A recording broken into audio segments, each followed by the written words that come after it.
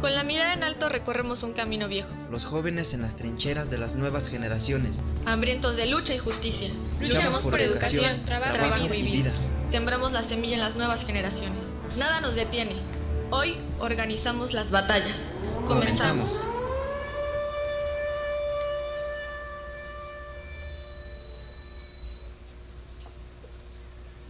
Buenas tardes, estamos hoy aquí en Radio SME de parte del colectivo de jóvenes de la nueva Central de Trabajadores, un colectivo recientemente nuevo que nació en el segundo congreso de la nueva Central.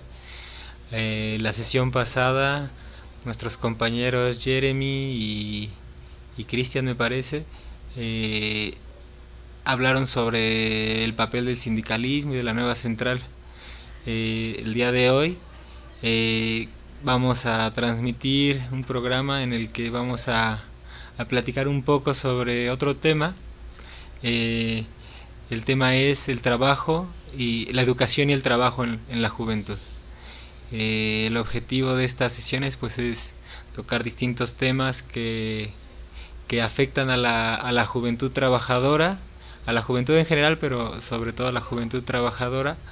Y pues queremos desarrollar poco a poco ciertos temas con datos duros, con análisis, y bueno, antes de dar la palabra a mi compañero, un poco mencionar que somos un espacio que articula a distintos compañeros de distintos sindicatos pertenecientes a la nueva central, pero también pretende ser un proyecto que pueda aglutinar, que pueda convocar a chicos que no están organizados en sindicatos o que están en transición para el trabajo, es decir, que son estudiantes o que están buscando trabajo. En ese sentido, el pasado 1 de mayo convocamos a nuestro primer contingente como colectivo de jóvenes de la nueva Central de Trabajadores. Participamos arriba de 30 compañeros, junto con los compañeros transportistas, una muy buena marcha unitaria. Nos pareció importante que pudiéramos construir un contingente que hiciera visible que hay jóvenes organizándose también con este sector de sindicatos y de trabajadores que no han dejado de luchar, que aunque tengan victorias o alcancen ciertos beneficios, saben que la lucha no acaba ahí, que hay que seguir. Y bueno, el periodo en el que estamos es de lucha, es de retroceso por las políticas del gobierno. Entonces con más razón hay que organizarnos, y sobre todo esta juventud que se moviliza mucho. Por eso tenemos que plantear a los jóvenes trabajadores y a los jóvenes estudiantes pues una alternativa, pero una alternativa que tenga algún sustento, que tenga análisis. Y bueno, entonces le paso la voz a mi compañero, que va a hablar, va a hacer la primera introducción sobre el tema de la educación y el trabajo, y ahorita empezamos a dialogar y a discutir un poco. Muy bien, bueno, yo soy Eduardo, Eduardo Cárcamo, de la organización Tiempos Modernos, organización estudiantil en la UNAM. Como organización, en algún momento nos planteamos comenzar a discutir hace 3 años el papel de la educación, pero no solamente la educación en abstracto, sino la educación enmarcada en un panorama, un espacio en donde los jóvenes forman parte, están inmersos en este campo que también se incluye dentro de la lucha social, que es que una de sus banderas esenciales es la defensa de la educación pública. En ese sentido, pensar a los jóvenes estudiantes, a la juventud que ingresa a la educación superior, nos la comenzamos a cuestionar dentro, en el marco de una serie de agravios que se han cometido en contra de la juventud de parte del Estado mexicano. En ese sentido, desde hace 3 años emprendimos una discusión por tratar de observar principalmente en la Universidad Nacional Autónoma de México, quiénes eran los actores que jugaban un papel en torno a las políticas educativas que la universidad emplea e impone a los miles de universitarios que todos los días transitan en ella. Partimos del análisis de muchas veces en diferentes espacios de que la educación, al ser parte del proyecto nacional, al ser parte de una formación específica de cómo quiere el sistema económico al hombre, a la mujer inmerso en él, que esto significa las prácticas, las tradiciones, los valores que esta universidad, esta educación va a transmitirle a estos hombres y a estas mujeres. Pues en ese sentido nosotros hicimos un tajante esfuerzo por decir desde en un primer momento en el Colegio de Ciencias y Humanidades, cuando éramos estudiantes de los SHs, decir que nuestra educación, la que recibíamos en la UNAM, no es una educación neutral, es una educación que viene cargada de valores y que esencialmente viene cargado de valores dirigidos hacia el modelo productivo de este país. ¿Por qué menciono los SHs? Porque en su momento emprendimos, no solo nosotros, sino otros compañeros en organizaciones diferentes, una campaña en contra de la última revisión a los planes y programas de estudio de los SHs, en donde nosotros denunciamos fuertemente el carácter con el que querían modificar los contenidos del Colegio de Ciencias y Humanidades, dándole un sentido tecnificado, ojo, no técnico, tecnificado a lo que era la enseñanza dentro del bachillerato, un bachillerato propedéutico que preparaba a los compañeros para un tránsito a la universidad con elementos básicos que les permitieran estar dentro de lo que era o dar el siguiente paso de lo que es la universidad. Y al volver al darle matices de un bachillerato tecnificado, le daban un matiz enfocado más a la producción, a satisfacer las necesidades del mercado local, nacional e internacional, citando algunas palabras de lo que era en ese momento la revisión. De la misma manera, pues en otros momentos hemos denunciado y planteado la necesidad de que en torno a estas reformas, a estas modificaciones a la educación que van en el sentido de cambiar totalmente el carácter público y negar totalmente el sentido de atención a las necesidades populares del pueblo que debería cubrir la universidad, están dándole este margen a la educación como simplemente funcional y para cubrir necesidades pues, ajenas a lo que sería pues la universidad, que al final es una universidad pagada por el pueblo, con los impuestos de todos y todas todos los días, y que pues no puede ser tolerable o verse como normal que la universidad sirva a los intereses de grupos fácticos o de grupos internacionales que no aportan nada a nuestro país y se llevan prácticamente todo. Eso lo dejaría por la primera parte. Ok. De manera clara podemos observar cuáles son las líneas sobre las que se ha construido la educación. Y un poco le preguntaría a Eduardo de cuál ha sido cuáles han sido las instituciones que más allá de la universidad están jugando un papel en determinar cómo va a ser la educación. Un poco se hablaba de que se subordina la educación al sistema productivo realmente existente, al sistema, a las condiciones de trabajo que existen. Entonces, pero ¿quiénes son los que en el trabajo que han hecho como Tiempos Modernos han detectado que va definiendo estas políticas, además de instituciones internas como externas? Sí, precisamente en el marco del ya que ya no es vigente el Tratado Transpacífico, y en boga la reforma educativa en el país. El siguiente paso después de la educación básica se preparaba con mucha cautela hacia la educación superior, porque a la educación media y a la educación básica ya había sido impuesta a fuerza y sangre, ¿no? en el país. No ahondaré mucho en eso.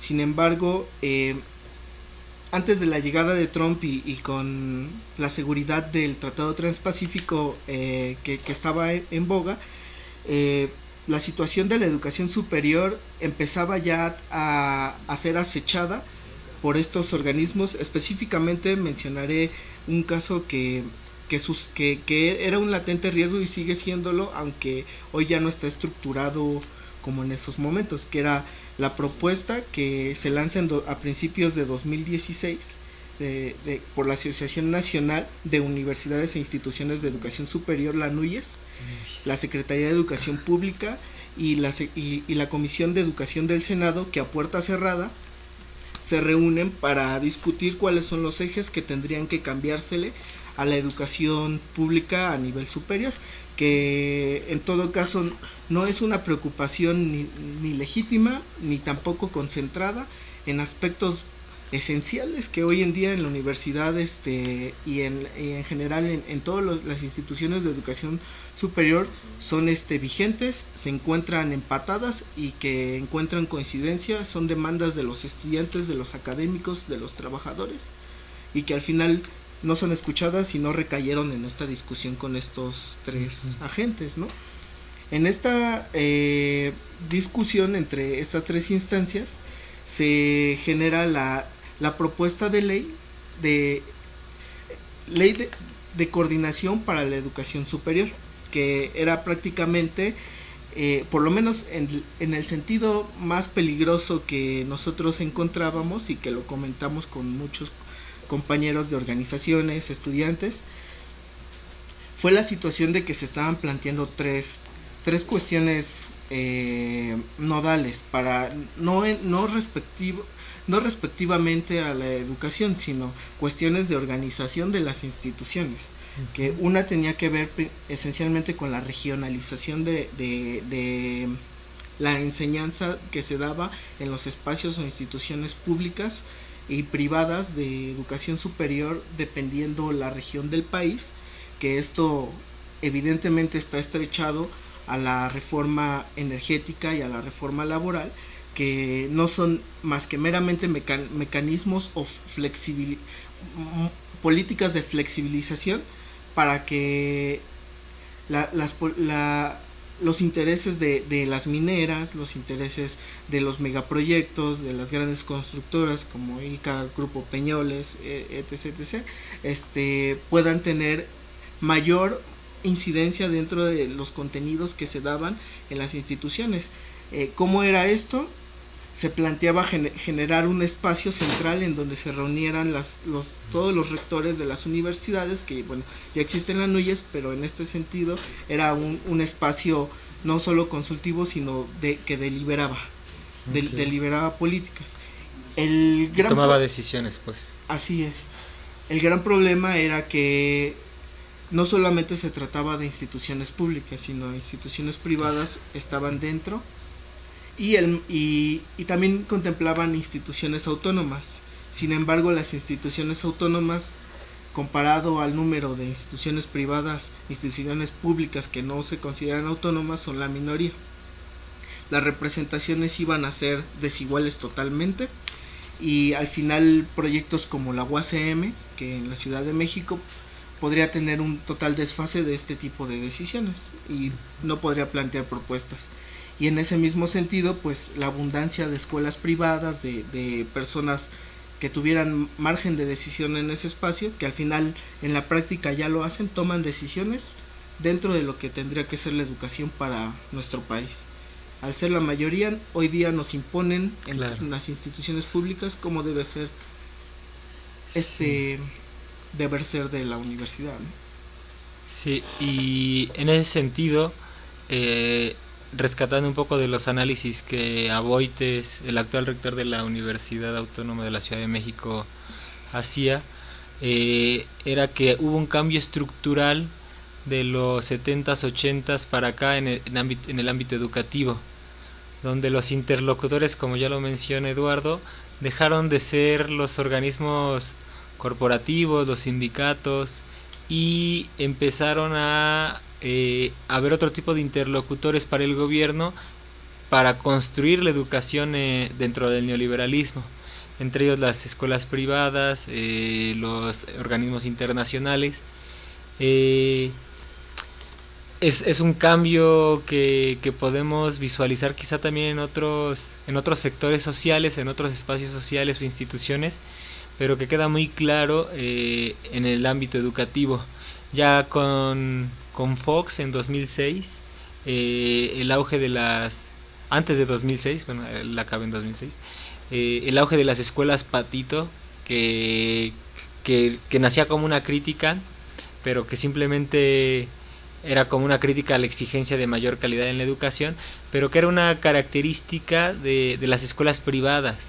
Es decir, que las escuelas privadas empezaban a salir como hongos, a nacer como hongos, y al mismo tiempo que había un desbalance en la asignación gradual de presupuesto a la educación, estas escuelas iban ocupando un mercado de estudiantes que no eran aceptados en las universidades o en las preparatorias incluso, y empezaban a crecer.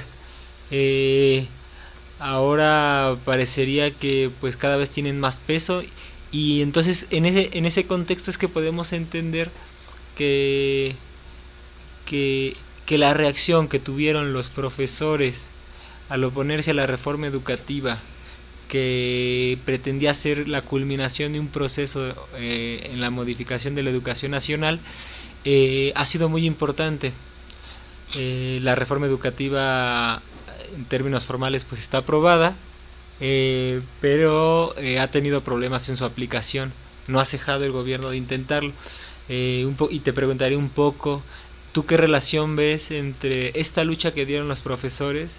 Desde 2014 empezó la lucha fuerte con el desalojo en el Zócalo, un desalojo violentísimo, pero que no ha acabado ahí.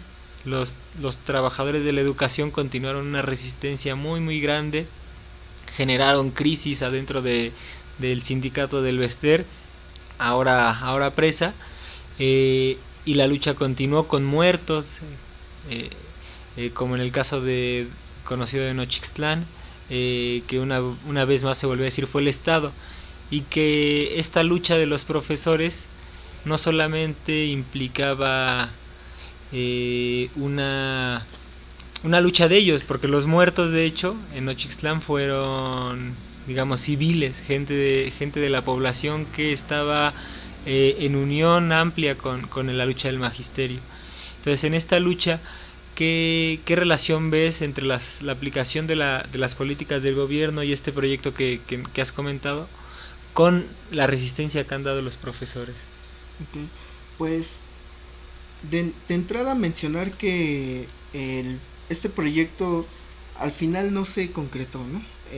La ley de coordinación para la educación superior no pudo ser concretado al caerse el Tratado Transpacífico.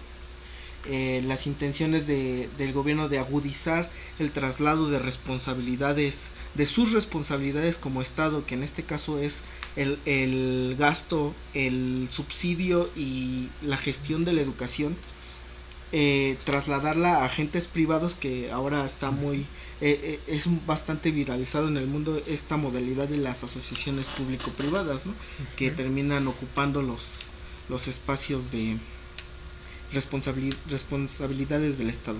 Y al final, regresando a tu pregunta, pues en el marco de la renegociación del TLC, que en próximos días será, la reforma educativa tiene un segundo aire, y la lucha de los profesores no solo en ese momento fue importante, sino va a seguir siéndolo, en el sentido de que al ser una resistencia que ha logrado paralizar a las fronteras en el país, que ha logrado paralizar grandes espacios, territorios en el país, y ha sido un referente.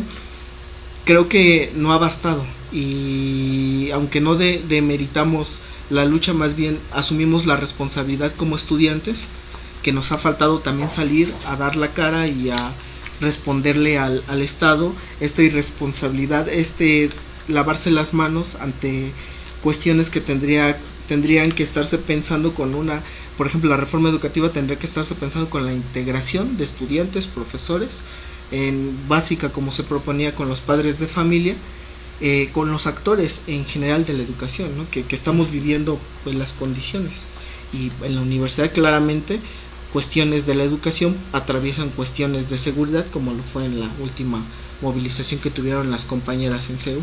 Son cuestiones que no se discuten dentro de cómo modificar la educación y los espacios en donde la educación está presente.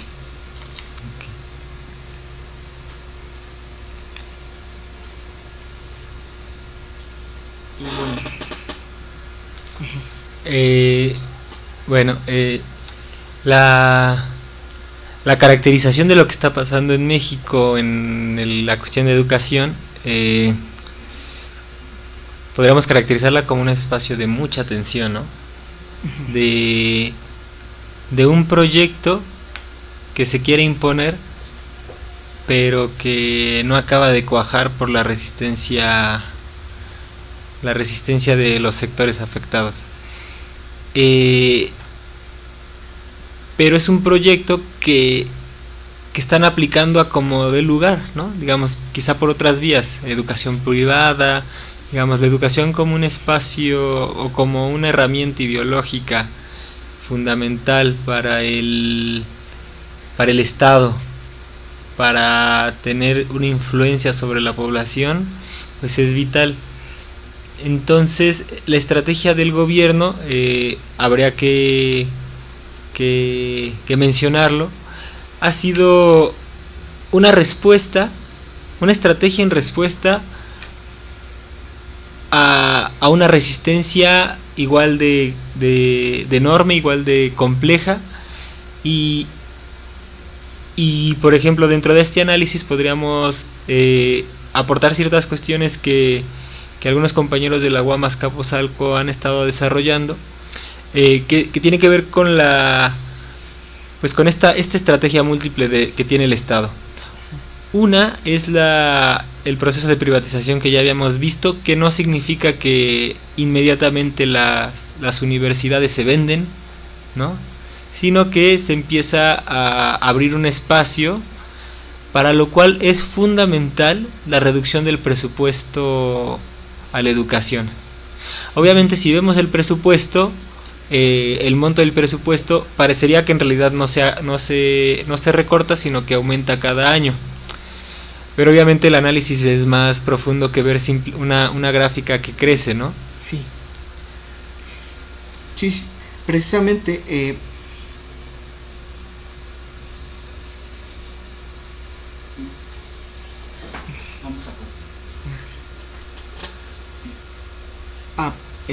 Precisamente creo que es importante que en la universidad se entienda esta cuestión del ataque a la educación, o en general en la educación superior, como algo que ya está presente, no como algo que va a suceder.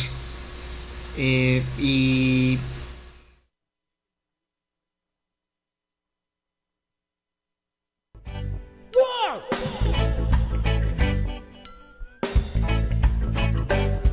no hables más del dolor si no lo sentís vos en tu carne.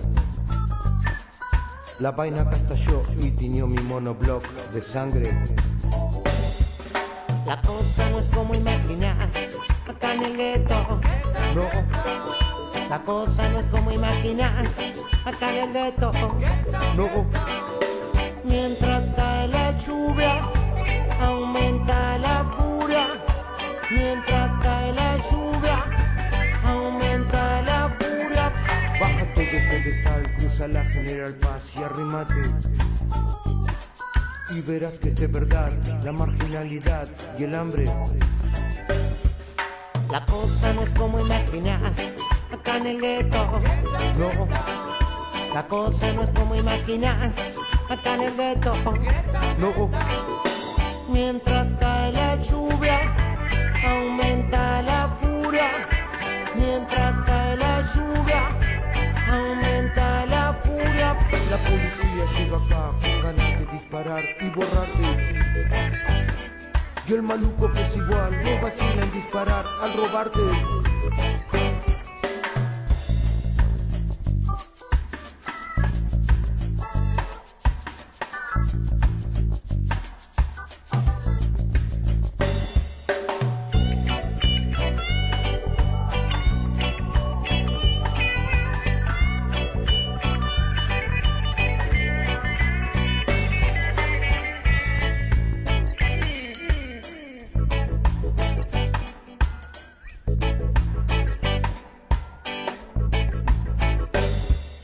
Convive el polizonte, el ladrón, el matón y el laburante.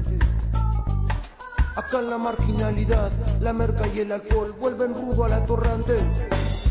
Si querés saber lo que es dolor, ven a mi gueto. Si querés saber lo que es dolor, ven a mi gueto. Si querés saber lo que es temor, ven a mi gueto. Si querés saber lo que es dolor, ven a mi gueto. Ven a mi gueto.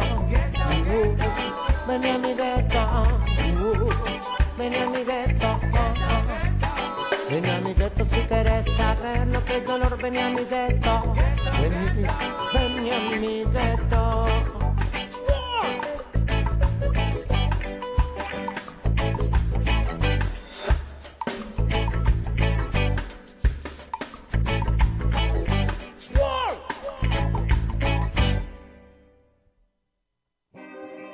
Hoy por nuestra juventud, mañana por su juventud. Las batallas. Escúchanos todos los martes de 4 a 5 a través de Radio Isme.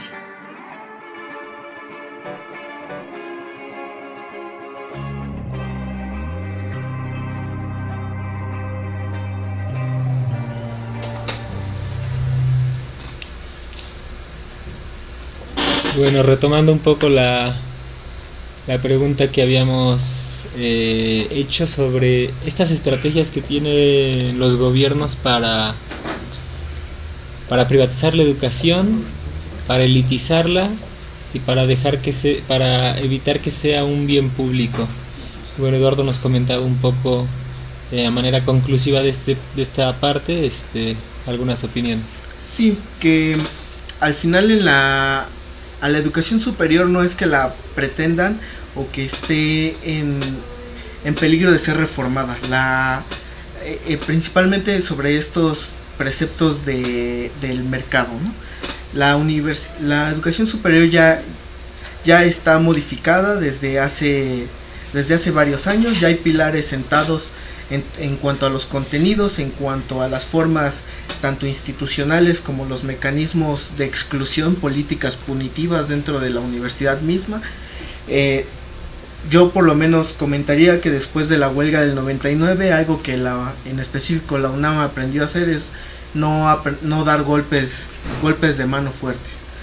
Empezó a cambiar la universidad poco a poco, de forma diferenciada, facultad por facultad, y eso lo que nos dio margen a muchos fue un margen solo de reacción, en el que poco a poco fuimos dándonos cuenta de esta modalidad, de que el modelo de modificación o de corte neoliberal para la UNAM es el mismo corte que a nivel nacional se dan golpes pequeños, se dan que es la misma estrategia a nivel nacional para irrumpir o desmantelar cualquier derecho. Golpes pequeños, administrables, que permitan proseguir y que impidan la articulación del movimiento. Ante ello, nosotros en algún momento, desde hace 3 años, venimos pronunciando la necesidad de una estrategia de respuesta diferenciada por planteles. En el caso de la defensa de la educación en las universidades, una propuesta que además de ser diferenciada tenga la capacidad de responder al momento coyuntural, pero que no salga de la construcción de los objetivos de que el movimiento estudiantil o que los estudiantes traten de proponer como una alternativa diferente de universidad. O sea, no solamente tratar de decir que no queremos, sino tratar de posicionar que queremos. Y principalmente, y con esto cerraría, para entrar al tema de cómo se vincula a la cuestión laboral, necesitamos una universidad que no solamente hable de ser el primer lugar en los rankings, que al final esa es la lógica del neoliberalismo, la lógica del individualismo y de los emprendedores, ¿no? Nosotros queremos una universidad que sirva para atender las necesidades que están gritando allá afuera en la calle, que necesitan tener una colaboración de los estudiantes. No vamos a solucionar los estudiantes los problemas nacionales, pero sí podemos contribuir, y esa universidad es la que queremos en adelante.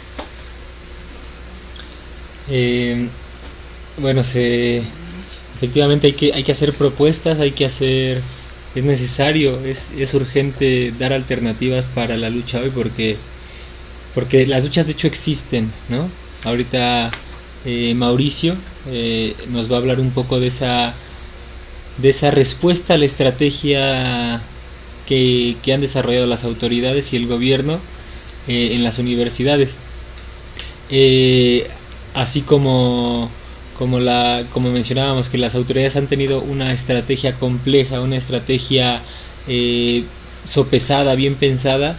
La respuesta nos ha hecho esperar, y bueno, le dejo la palabra a Mauricio, que es estudiante de la UAM Azcapotzalco, militante de la OPT, para que nos cuente un poco cuál ha sido este desarrollo en los últimos meses, de hecho. Sí, bueno, gracias, Emilio. Me presento nuevamente, soy Mauricio Morales, soy estudiante de Sociología en la UAM Azcapotzalco y de Filosofía en la UACM. Soy militante de la Organización Política del Pueblo de los Trabajadores y en efecto soy también miembro, como mis compañeros, del colectivo de jóvenes de la Nueva Central de Trabajadores. También comentando un poco sobre estos golpes contra la educación, un poco más a nivel estructural federal, por poner ejemplos muy concretos. En el plan de egresos del 2017, de este año, se contempló un recorte de 30,000 millones de pesos a las instancias de ciencia y tecnología, y sobre todo a las universidades estatales, ¿no? En donde se vio recientemente la manifestación de este recorte, pues fue en instancias como el CONACYT, instancias dependientes de la Secretaría de Cultura, antes CONACULTA, como la Escuela Nacional de Antropología e Historia, la ENA, el IMBA, el INA, la Esmeralda, las escuelas de iniciación artística. Es decir, la cultura también tuvo un golpe muy fuerte que se vio sopesado por este recorte, ¿no? Y en el caso concreto de el CONACYT, pues hemos visto últimamente, en estos últimos meses, que se ha reducido la cantidad y el monto de becas que se le otorgan a los estudiantes de posgrado, ¿no? Se cambió el criterio de designación de las becas, que en un principio fue el salario mínimo. Justo cuando el salario mínimo aumentó, se cambió al UMA, y la UMA es un estándar más bajo. Es decir, no solamente se cedieron menos becas, sino el monto también fue menos, ¿no? Aparentemente, las universidades metropolitanas no se vieron afectadas por el recorte a nivel federal, aparentemente, porque si vemos en las estadísticas el presupuesto que se les otorga a las universidades metropolitanas públicas, la UNAM, la UAM, el POLI, pareciera que hay un gradual aumento cada año en su presupuesto.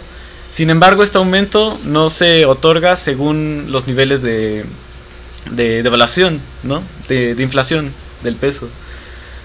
Es decir, hay un recorte en ese sentido.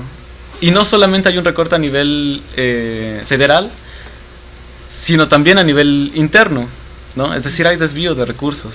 En el caso concreto de la UAM, el año pasado, nosotros notamos en los techos presupuestales, que es como está organizada el presupuesto de la UAM, con sus 5 unidades y la Rectoría General, que la Rectoría General concentraba más presupuesto que cualquiera de las 5 unidades, ¿no? O sea, eso es muy, muy ilógico. En el caso de la UAM Azcapotzalco no se cedieron las becas de movilidad con el pretexto de que no había presupuesto. Se levantó un paro indefinido que duró varios meses y nos dimos cuenta que había desvío de tan solo solamente 300 millones de pesos desviados, ¿no? Que muchos se lo adjudicaban a edificios en obra negra y un montón de cosas, ¿no? Este año es políticamente, es, como dice Ben-Said, hay un proceso de una coyuntura abierta, ¿no? Hay incertidumbre en el futuro político del país en general y de la educación en particular. Hay un montón de expresiones que se manifiestan a nivel federal y de las que los directivos de las universidades públicas también son partícipes, ¿no? En el caso de la UAM puse un ejemplo específico que fue el desvío de recursos. La ENA, por ejemplo, recientemente hay un proceso de auscultación para designar los coordinadores de las carreras, y la directora de la ENA no respetó el proceso de auscultación y lo designó casi por debajo de la mesa, ¿no? La respuesta ante ello fue que los estudiantes, en particular de antropología social, tomaron la dirección, tomaron las coordinaciones. Hasta el día de hoy las coordinaciones y la dirección siguen tomadas, ¿no? Y por ejemplo, en el caso concreto de lo que ahorita mencionaba sobre las becas del CONACYT, de los posgrados, justo en este momento está una asamblea de Interwams en la UAM Xochimilco, que en este momento están discutiendo cómo pasar a la ofensiva ante estos ataques contra la educación pública, ¿no? Otro caso es muy ejemplar, es la UACM, ¿no? La UACM desde su fundación hasta el día de hoy ha sido particularmente un ejemplo claro de cómo se han manifestado los ataques a la educación pública y de cómo ha respondido el estudiantado ante ello, ¿no? Ante los ataques en 2011 de Esther Orozco, se levantó una huelga impresionante que destituyó a la rectora y democratizó mucho los procesos internos de la UACM.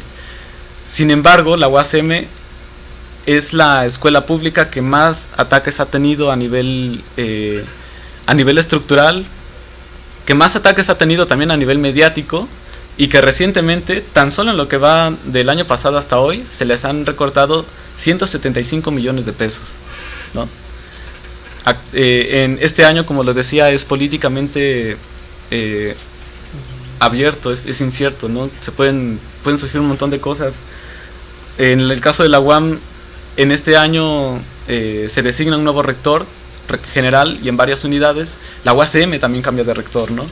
Y son oportunidades que, como lo hemos visto a lo largo de la historia de estas universidades, los estudiantes pueden organizar y pueden demandar la democratización, no solo de su universidad, sino la democratización de la educación pública. Y podría poner un montón de ejemplos más, ¿no? La forma en la que se ha organizado la UNAM en su historia, el Poli, tan solo en los últimos 5 años, ¿no? Pero lo importante y lo que nos confiere ahora es cómo vincular las particulares luchas de algunas universidades o del sector estudiantil con la lucha social, ¿no? Y entender que los estudiantes, tal vez por una tradición histórica o por muchas razones, no se conciben a sí mismos como trabajadores, ni como trabajadores en potencia, ni como trabajadores, ¿no? Como clase obrera. Entonces, lo que ahorita nos confiere y de lo que debemos analizar es cómo pasamos a la ofensiva y cómo vinculamos estas luchas con la lucha social y el movimiento obrero. Gracias, Mauricio. Pues queda clara, me parece, 2 cosas. Una, que la falta de recursos, el deterioro de las universidades y su proceso de privatización van de la mano con, como lo mencionaba Mauricio, con la falta de democracia dentro de las instituciones. Los estudiantes no tienen posibilidad de meter las manos ante esos procesos, ante el arrebato de la educación, el aumento de cuotas. Y solo hablamos del caso del Distrito Federal, pero ha habido luchas, por ejemplo, en San Luis Potosí. Hace poco un movimiento ganó un pequeño subsidio para las universidades, San Luis Potosí es de la tercera más cara del país, la primera es Aguascalientes, o en Michoacán, que se logró un proceso también de defensa de la educación que generó un activismo renovado, y bueno, allá se dan muchas luchas por los compañeros normalistas también. Es decir, hay un ambiente generalizado de ataque a la universidad, y hay una fragmentación de respuestas. Son respuestas reales, respuestas que tratan de contrarrestar esa situación. Entonces me parece muy pertinente esta propuesta o esta perspectiva que plantea Mauricio sobre: es posible unificar un movimiento a partir de pensar en pasar a la ofensiva, es decir, pasar a defender de manera conjunta la educación. Se han discutido muchas consignas a lo largo del movimiento estudiantil. Es momento, yo creo, de pensar en alguna que unifique, ¿no? Por ejemplo, el presupuesto. Que en el próximo periodo de aprobación del presupuesto general de la nación en las cámaras se exija no solamente recuperar el presupuesto perdido, sino que se aumente el presupuesto, que se cumpla la ley y que se asigne el porcentaje que le corresponde a la educación y más. Invertir en educación nunca es un despilfarro, entonces es una exigencia que la sociedad estaría dispuesta a asumir, pero los estudiantes, los activistas, las organizaciones tienen el compromiso de hacer el planteamiento. Entonces, digamos, para cerrar este bloque con algunas de estas conclusiones, hemos profundizado bastante en el tema de la situación de la educación, pero vislumbrábamos desde el principio la vinculación que tiene con el papel que tiene la educación respecto a la sociedad, y sobre todo el trabajo que en un futuro realizarán los estudiantes, cómo es que se les está preparando, ¿no? Digamos, ya no tenemos mucho tiempo, ya van a dar las 5. Haría una pregunta muy sencilla a nuestros dos ponentes aquí. Ante la situación de la educación, ante el proyecto neoliberal que ha avanzado en la educación, y ante las resistencias que ha habido respecto a ese, ¿en qué momento piensan que estamos en esta vinculación trabajo y educación? ¿Qué posibilidades hay de una unidad entre los sectores estudiantiles, la juventud estudiantil y la juventud trabajadora, tras este panorama que hemos dado? Le daré la palabra a Lalo. Bueno, yo creo que a nivel más amplio nacional, podríamos empezar por combatir con más fuerza las campañas permanentes en torno a la construcción de, por lo menos en los medios de comunicación, en la universidad también se da, y en diferentes espacios en este país, la construcción hoy de la imagen del ciudadano, ¿no? De postular la imagen de los candidatos ciudadanos, de los políticos ciudadanos, que al final esos ciudadanos son los que nos han robado, nos han despojado, han aprobado las reformas, y pues se ha negado o satanizado la imagen de hacer política o de la política, ¿no? La cuestión de cómo en la educación han jugado un papel importante estos ciudadanos, y en perspectiva de cómo vincular, cómo salir a combatir esto, es que, como decía hace un momento, previo a que se echara abajo el Tratado Transpacífico, se planteaban objetivos de regionalización para las universidades, y centralización de las discusiones en un órgano nacional, en el que se discutiera cuáles iban a ser las intenciones que se le iban a dar a la educación pública a nivel superior, las salidas terminales, las salidas al campo laboral, los estudiantes como simples peones en este país, que al final ya ni siquiera optan por una vida, por el derecho a lo que antes se conocía como seguridad social, ¿no? Que no solo era el derecho a ir al hospital cuando te accidentabas, sino era el derecho a una vida digna, a tener tiempo de ocio, a tener tiempo para la cultura, tiempo para poder ejercer ejercer tu vida, ¿no? Tener un espacio digno. En ese sentido, es como nosotros vemos que no basta con solo criticar las políticas, sino necesitamos empezar a generar propias alternativas desde nuestra organización. Hoy veo difícil, sinceramente, una organización inmediata en lo estudiantil. Creo que hay que trabajarla, precisamente en este sentido de que si el mercado trata de formarnos como cuadros baratos y a modo, y usar a la universidad como maquila de investigación para satisfacer sus necesidades, nosotros tendríamos que empezar a pensar desde lo estudiantil en cómo más bien nosotros nos empezamos a hacer cargo y a pugnar por una modalidad en la que nosotros exijamos sí nuestro derecho al trabajo, pero a un trabajo digno, a condiciones laborales en las que nosotros salgamos organizados desde la universidad y no esperar a salir de la universidad para volver a organizarnos. Vincular la cuestión del trabajo con la cuestión de la educación, en el sentido, como decía el compañero de la UAM, que hay que entendernos como trabajadores, en el mismo sentido de ir rompiendo estas campañas permanentes en las que el ciudadano universitario, en este marco del elitismo de ciudad universitaria, es solamente uno más que se va a integrar al campo de investigación, que va a ser un gran docente, un gran universitario, pero al final no se toma en cuenta que un gran porcentaje de los estudiantes universitarios salen a formar parte de las filas del outsourcing y de los trabajos tercerizados. Realmente la educación hoy no ofrece la garantía de tener un trabajo, una vida digna, y al final seguimos teniendo los problemas con los excluidos por la cuestión de que no hay apertura a las universidades, se sigue buscando el espacio, tampoco no hay garantía en la permanencia de estar en la universidad. Se necesita evidentemente incluir en estas tareas seguir exigiendo la democratización de lo que es, como decía el compañero, de las instancias. Los presupuestos también son un punto clave. Al final, si hay dinero, los diputados tienen, si en verdad como se pusieron la camiseta para golpear a los maestros de la CENTE, pues que se pongan la camiseta con ese presupuesto y sus altos salarios para que se destine a la educación. Necesitamos un porcentaje del PIB que no sea retroactivo y que sea permanente para el gasto a la educación pública.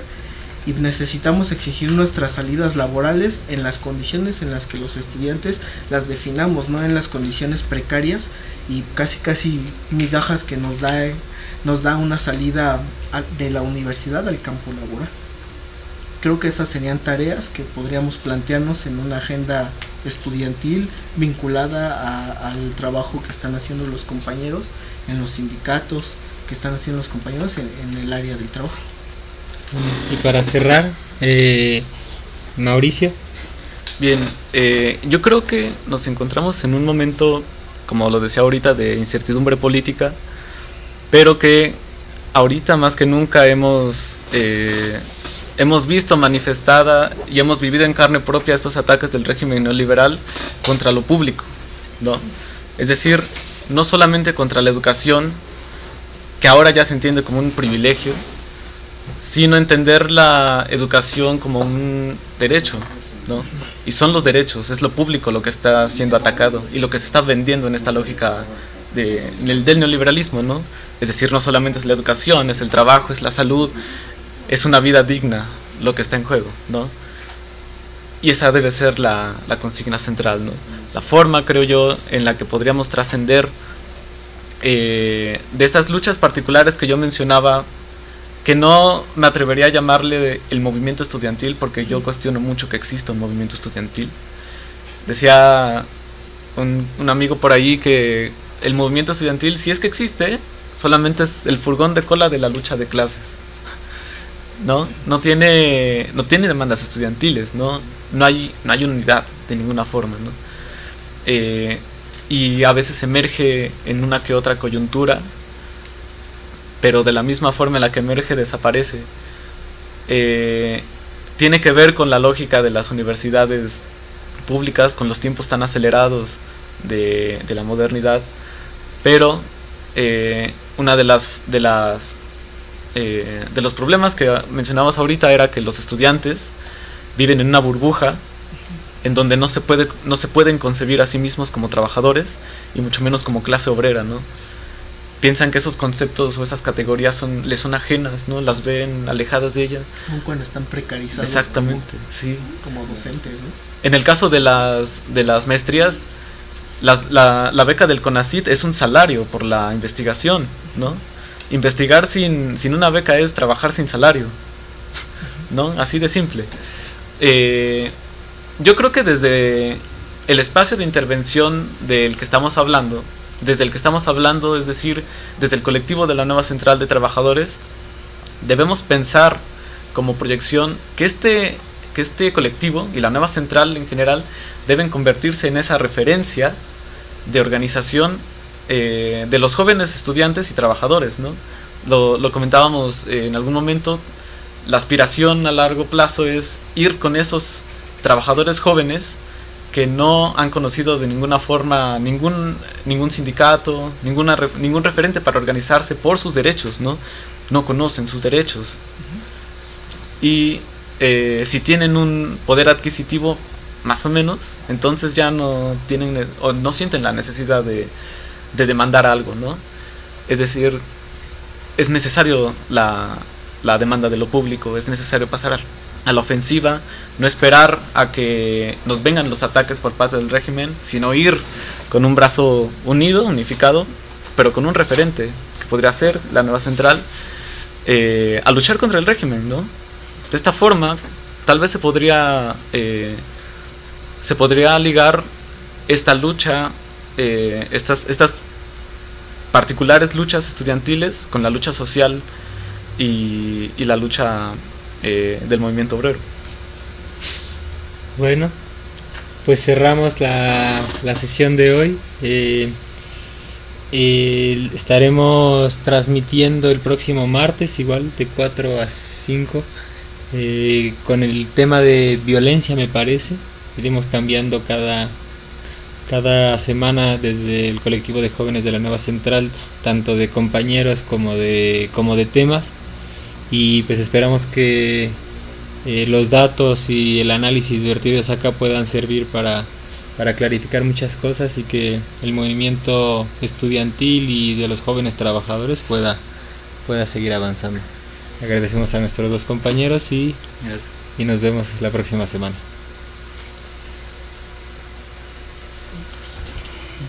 Organizando y trabajando para un mejor futuro. Jóvenes de la Nueva Central de Trabajadores. Te esperamos el próximo martes a la misma hora.